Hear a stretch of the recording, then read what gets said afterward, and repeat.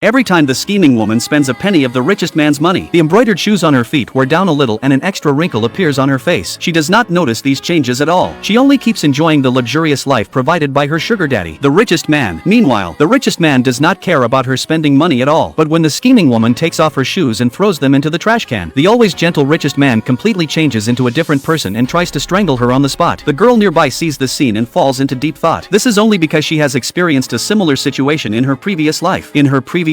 She rented an apartment with her scheming best friend. She heard an elderly man upstairs crying for help in the middle of the night. The kind-hearted girl went upstairs to help the elderly man. She only found out later that the man was the richest man in the entire city. To express his gratitude to the girl, the richest man not only adopted the girl as his goddaughter, but also intended to make her the heir to his hundreds of billions of assets. The best friend went crazy with jealousy because of this. She stabbed the girl to death at the heirship ceremony. However, the best friend was also stabbed to death by the enraged richest man in the end. Unexpectedly, the very next second, the girl was reincarnated and returned to the night when she heard the richest man upstairs crying for help. This time, the best friend rushed upstairs to save the man first. The girl followed curiously to check the situation. The best friend then told her to get downstairs and not to take away the wealth and fortune that belonged to her. Only then did the girl realize that her best friend had also been reincarnated. But recalling what she had suffered in her previous life, she did not remind her best friend that it was a trap. Sure enough, the best friend received large sums of wealth very soon. One day, the girl was shopping in a shopping mall with her colleagues. The best friend took the initiative to come over and show off, saying that the richest man had already recognized her as his goddaughter and had even given her this entire shopping mall, adding that the girl needed her permission if she wanted to shop there. Hearing this, the girl's colleagues could not stand it anymore and reprimanded the best friend for talking nonsense. However, the best friend deliberately showed off the designer clothes and jewelry she was wearing, claiming that any single item cost more than what the girl and her colleagues could earn in a lifetime of work. Instead, the girl pretended to be confused and said that in that case, why the best friend was wearing a pair of cheap embroidered shoes and whether all the designer clothes and jewelry on her were fake. Hearing this, the onlookers also started whispering among themselves. The best friend flew into a rage because of this, took off her shoes and threw them into the trash can, then bought a pair of the most expensive high-heeled shoes. At this moment, the richest man arrived to officially present the shopping mall to her. The best friend was just about to show off in front of the girl when the richest man saw that her embroidered shoes were gone. He flew into a terrible rage immediately, grabbed her by the neck and demanded to know where she had thrown the embroidered shoes. After learning that the shoes had been thrown into the trash can, the richest man insisted that the best friend pick them up and put them on. It was the first time the best friend had seen the richest man so angry, so she had no choice but to rummage through the trash can to find the embroidered shoes and put them on. Only then did the richest man return to his kind and gentle appearance and even announced on the spot that he would give the shopping mall to her. However, right after the best friend signed the papers, the girl was shocked to notice that the wrinkles on her face seemed to have increased. But the best friend, who knew nothing about this, began to use her authority as the owner of the shopping mall and tried to drive the girl and her colleagues away. But the very next second, she suddenly fainted on the spot.